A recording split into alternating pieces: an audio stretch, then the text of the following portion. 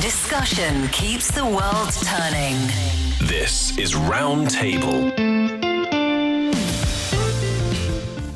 You're listening to Roundtable. I'm Niu Honglin, joined by Yushan and Yushun. Coming up soon, our special segment, China Finds. This is where we take one cultural or historical moment from China and unpack the story behind it. Not as history lesson, but as a conversation.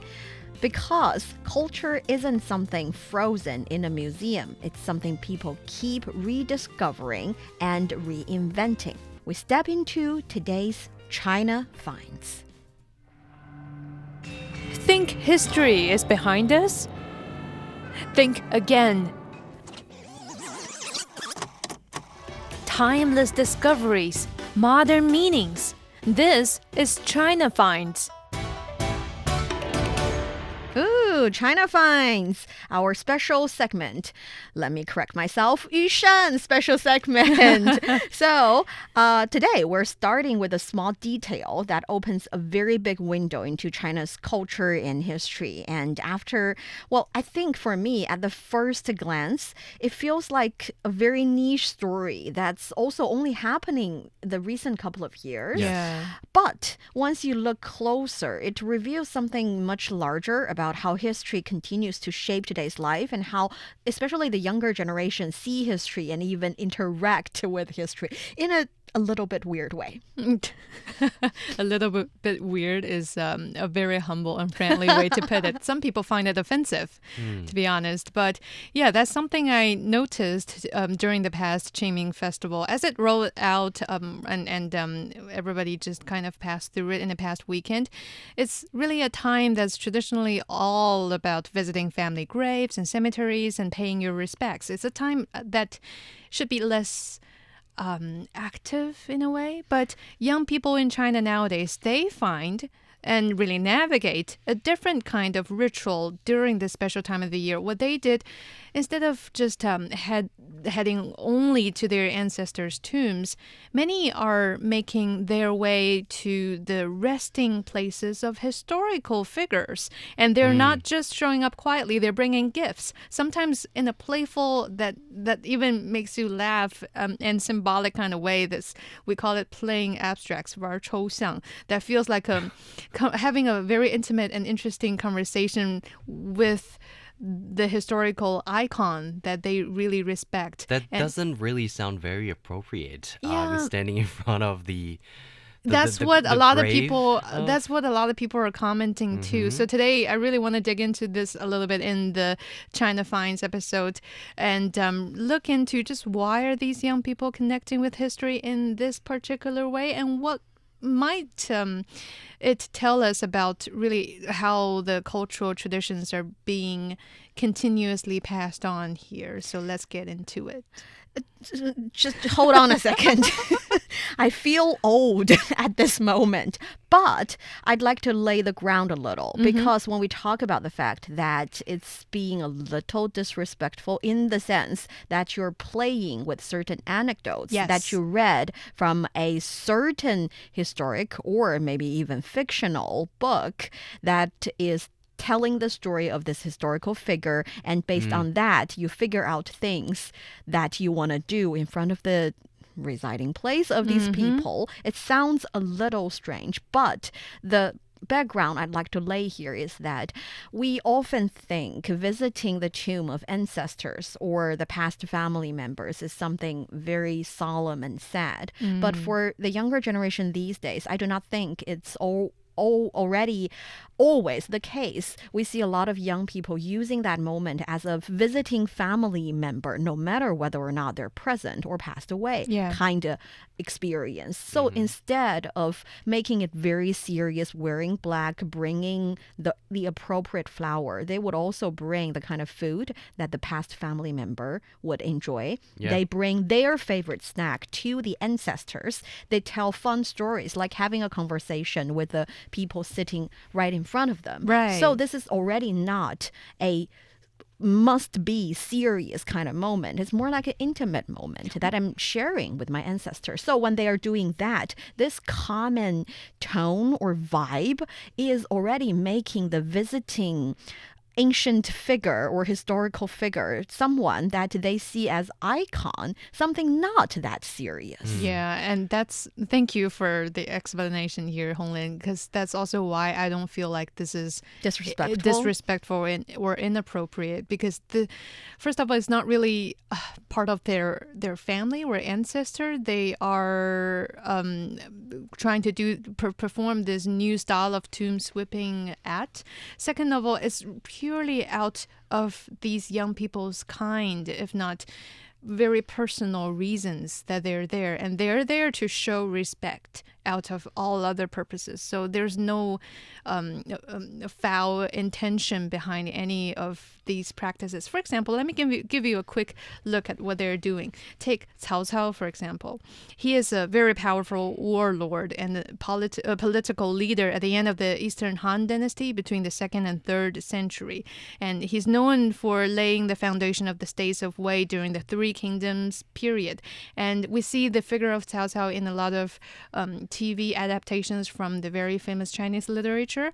And yeah, and historical records say that he suffered from severe headaches throughout his life. So now, as a new way of practicing tomb sweeping at his tomb in Anyang in central China's Henan province, you'll see young people bringing boxes of ibuprofen, which is a painkiller, in front of his tomb as a symbolic gesture of, take some, sir, or rather, general, remember to take this on time once per day, and yeah, skip the alcohol. Yeah, people literally write down little notes, pasting onto ibuprofen's box and put it right next to his tomb. It's funny, a little absurd, but oddly sincere. I would hope that when he passed away, he's no longer bothered by headaches. Yeah.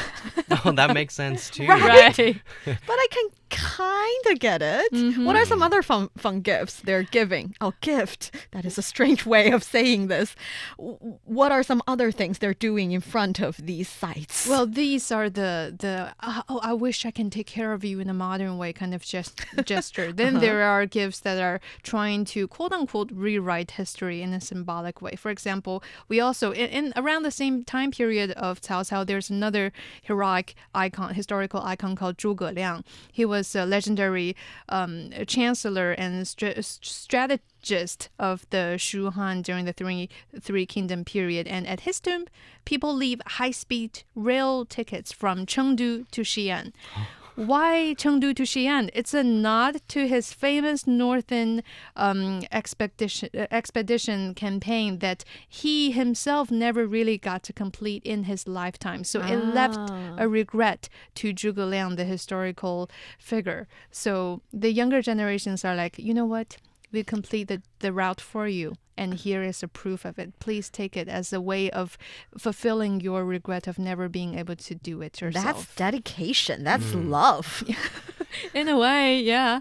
And also for Li Yu, for example, the last ruler and poet of the Southern Tang Kingdom between 10th century, also the 5 dynasties and 10 kingdom period. This person, Li Yu, he spent his final years in exile, and he's been writing and composing a lot of literary works, just expressing how much he missed his hometown in Nanjing. So young people, they bring dirt from Nanjing and lay it in front of his tomb, saying that, almost like trying to give him a sense of home, saying that, yeah, this is the dirt, the mud from your hometown. If you miss it so much, try to embrace it now that, yeah, you've rested. You know what? It started to make sense to me now when people are bringing these, I think, quite characterized and personalized symbolic gifts to these seized ones. Yeah. When I traveled to Yunnan before and visited a martyrs cemetery with many gravestones in there, I noticed that in front of these graves there weren't just flowers anymore. There were also a lot of snacks. At first I also felt a bit uncomfortable because I would wonder that whether this might be just disrespectful, because this is a kind of serious scenario that we should give some appropriate respect to them. But later I realized that this is probably something that has evolved with the times, because as long as you carry your respect in your heart, and the offerings you bring can be things you like, as we mentioned, or the things that the deceased ones might have liked. And I also saw some children bringing candies and placing one on each gravestone to show their respect to the deceased ones, even though they don't know any of them, because they haven't learned that part of the history yet.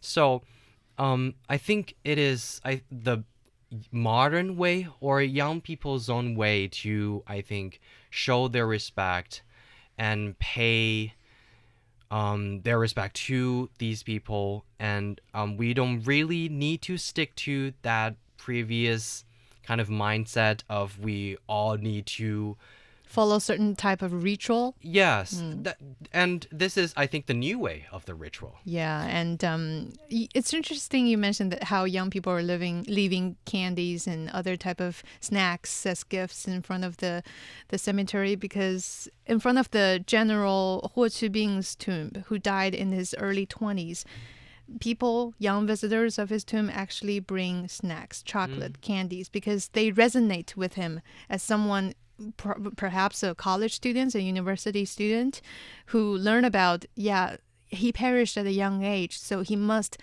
just like me, like sweet stuff or snacks. That it's kind of a resonation between young people, that I see you not as a history written, recorded hero, not only as a hero, but also as someone who was once alive and real.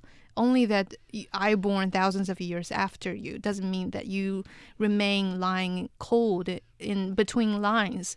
I don't want to follow, like you said, certain rituals of giving out flowers and bowing and make it a symbolic gesture. I want to have this personalized connection with you, and to express that even after all these years, we remember you and we appreciate what you did. China has a really long history, 5,000 years of history. So there have been a lot of historical figures who had accomplished the impossible, who had done something that is respectful for generations after them. We think what they did is heroic. We think what they have done is really smart, to the extent that we see them not as a real person, but as a historical figure, as the word itself explains. It's a figure. It's something out of our life. That was the kind of attitude we, my generation, hold to the historical figures. But according to these stories, I feel like the younger generation nowadays are more and more, little by little, seeing them, regarding them as another human being, only living in a different time. Yeah, and I've seen a lot of young people posting on Red Note or other social media platforms saying that I am standing exactly next to blah blah blah river, and this is exactly where the certain historical battle happened how many years ago. And if blah blah blah general is here right now, he's going to see that thousands of years later this has been remodeled into a very famous scenic spots. So it's like we're really trying to navigate history, not to recite it or remember it as an article, as a like the word I've been using for many times, as a piece of history. It's alive. I think it is actually a great way to kind of combine this unique weekend or holiday with travel, because especially this is the Qingming festival holiday, right? People do these kind of things, and it is an ideal time to actually go outside and enjoy spring outings, and at the same time people can visit the former residences or tombs of historical figures. And I think it is really a good way of showing respect to them, first of all, while also being a valuable opportunity to learn more about history. Because if there are nothing there are only flowers and bowings, of course I know this is a very important figure. but I wouldn't know that Cao Cao used to have headache, right? Because of these kind of gestures. Thousands of years. Gosh.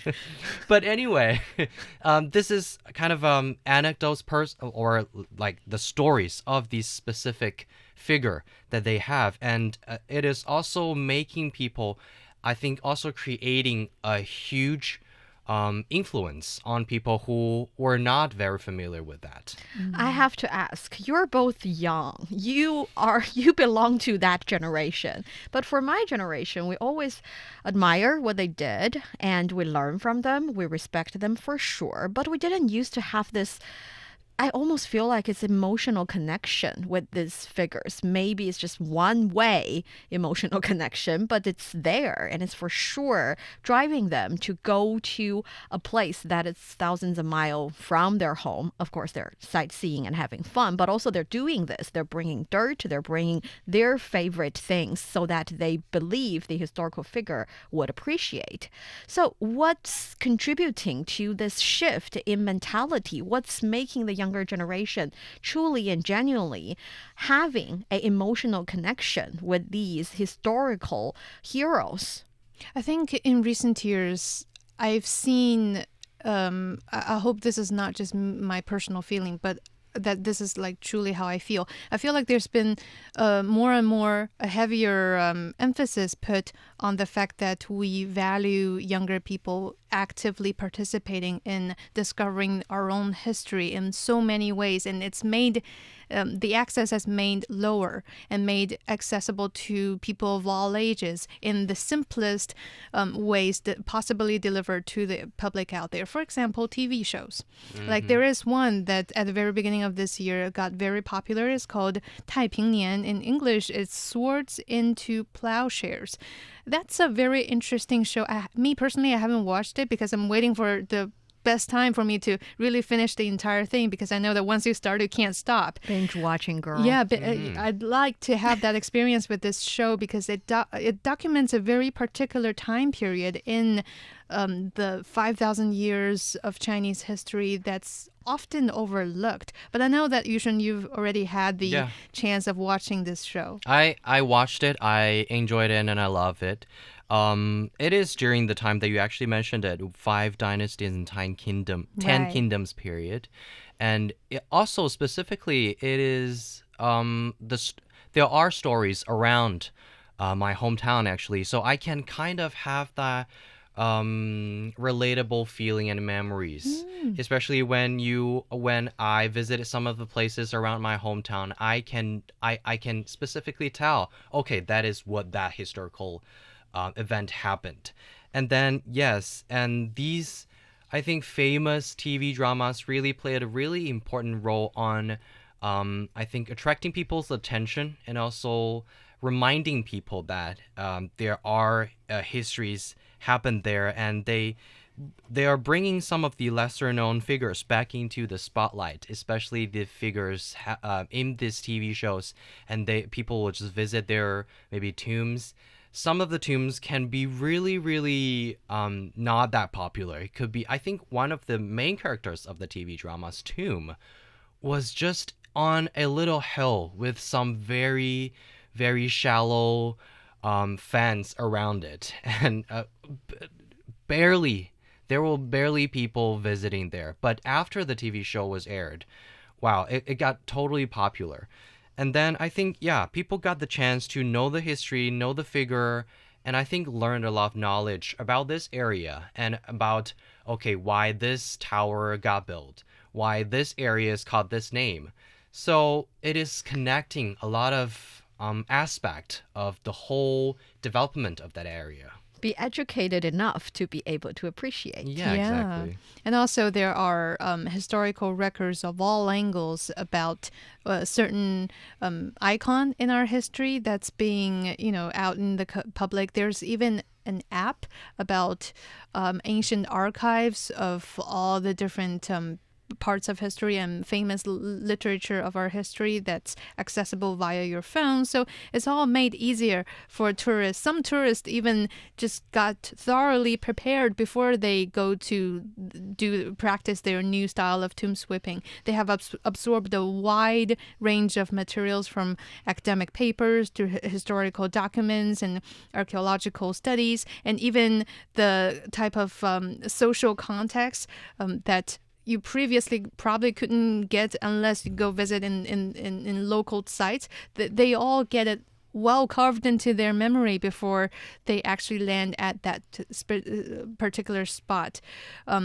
So like I mentioned earlier, it's kind of like it's a trend among young people that's made easier for them to really learn about the historical figures that they love and throw themselves into these trips that can sometimes seemingly to be controversy, but at the end of the day, it's just a young person trying to express love and regrets and share personal stories with these historical figures. I've seen young people writing like a little essay and putting that on the paper and among the flowers that they're offering to the historical figure, saying that, you know what, I'm sharing the exact same kind of confusion just like you do. A few thousand years ago. We're just human. We find this story very lovely. So I want to ask both of you, if you get the chance to visit a historical figure's tomb and bring them some gift, who would you visit and what gift would you bring? I'm thinking the ibuprofen for Cao Cao is a good way. It's one of the easier ways. A lot of people find him, less of a villain, but more of a hero after studying his experiences. There are several figures that actually are main characters in the TV drama that you mentioned, Taiping Nian. And I also would like to visit some of these areas because actually a lot of stories happened in Zhejiang province. That is basically the province next to my hometown. So I was thinking also visiting that hometown, and it is a very beautiful place to visit. There are lakes, mountains, and everything, and maybe also bring in some, I would say, seafood to the main character of that TV drama, Qian Hongzhu, because he used to be really good at cooking and also selling fish in that wet market. So maybe, that is the choice that I would made. The choice that I would make would be Cao Xueqin. He is the author of one of China's 4 classics, Dream of the Red Mansion.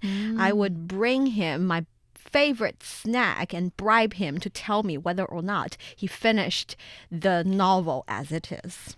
And that brings us to the end of today's Roundtable. I'm Niu Honglin with Yushan and Yushan. Thank you for listening. Bye-bye.